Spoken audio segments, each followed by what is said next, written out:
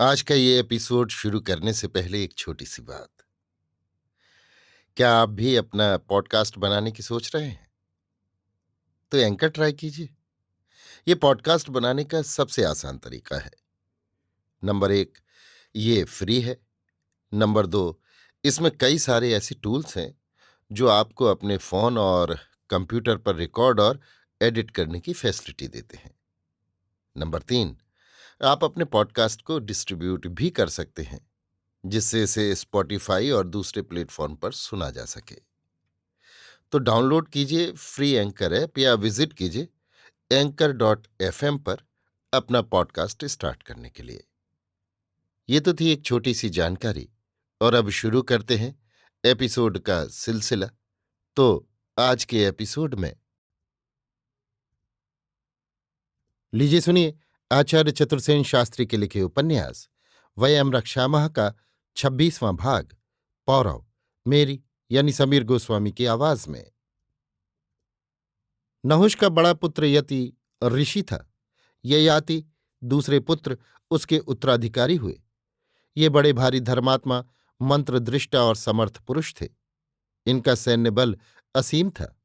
उन्होंने पृथ्वी को जीतकर धर्मराज्य स्थापित किया। ये अभिमानी थे। इनकी दो स्त्रियां थीं। एक दैत्य याजक शुक्र की कन्या देवयानी, दूसरी दैत्यराज वृषवर्षा की कन्या शर्मिष्ठा।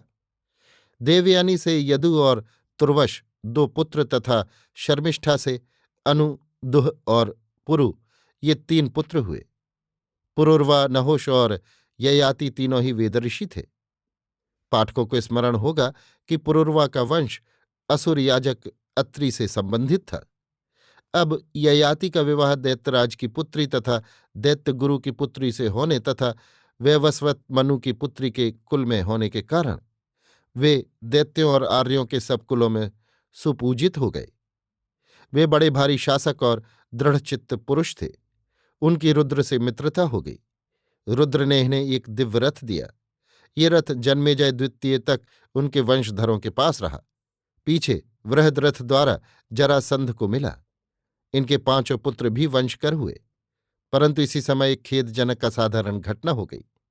एक बार चैत्र रथ वन में मृगया करते हुए उसकी भेंट विश्ववाची अप्सरा से हो गई। राजा विश्ववाची के रूप यौवन को देखकर मोहित हो गया और उससे रति की याचना की। विश्वाची ने कहा, हे धर्मात्मा, आप सब धर्मों के ज्ञाता महाराज हैं। मैं गंधर्वी हूं और पितृसंज्ञा में हमारी कुल परंपरा है। तुम भार्या रूप में अग्नि की साक्षी देकर मुझे ग्रहण करो तो मैं तुम्हारे साथ रति करने में प्रसन्न हूं। राजा ने ये बात स्वीकार कर ली और अग्नियाधान कर अग्नि की साक्षी में विश्वाची को ग्रहण किया। परंतु वृद्ध और मंदवीर शिथिलेंद्रिय ययाति उस कामोन्मत्ता रूप गर्विता मुखरा नायिका विश्वाची के साथ रति करने में असमर्थ रहा। इस पर विश्वाची ने उसकी हंसी उड़ाई और कहा, राजन, धर्मात्मा होकर ये जानते हुए भी कि तुम वृद्ध और शिथिलेंद्रिय हतकाम पुरुष हो, तुमने मेरे यौवन को कलंकित किया। अब कहो, कुलवती होकर मैं कैसे किस पुरुष से रति याचना करूं? इससे तुम्हारा इसी में भला है कि तुम ही इसका प्रबंध कर दो, जिससे कुल मर्यादा भी रहे और धर्म भी रहे। ययाति ने सोच विचार कर एक उपाय स्थिर किया। उस काल में असुरों में ऐसा करना निंदनीय नहीं गिना जाता था।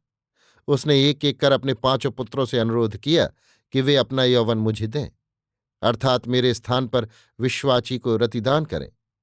परंतु ययाति के चार पुत्रों ने मातृगामी होना स्वीकार नहीं किया, किंतु पांचवां पुत्र राजी हो गया और उसने रतिदान से विश्वाची अप्सरा को संतुष्ट कर दिया।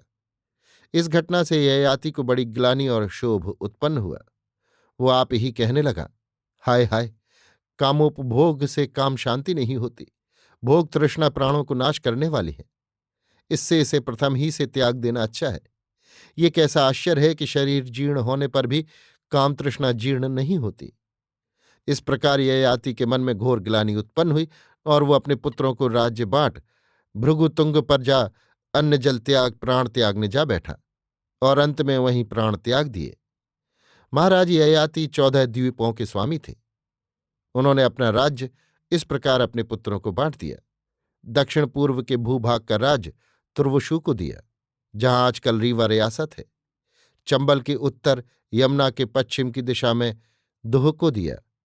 गंगा यमुना के द्वाब के उत्तर में अनु को राज्य दिया और ईशान में चंबल, बेतवा और केन के मध्यवर्ती देश यदु को। अंत में मध्य देश में पुरु को राज्य दे उसे अपनी प्रधान गद्दी दी। इस प्रकार पुरु, दुह, अनु, तुर्वुश और यदु इनके पृथक पृथक राज्य स्थापित हो गए और उनके मुख्य घराने के शासक ययाति के सबसे छोटे पुत्र पुरु हुए। उन्हीं के नाम पर पौरव वंश चला।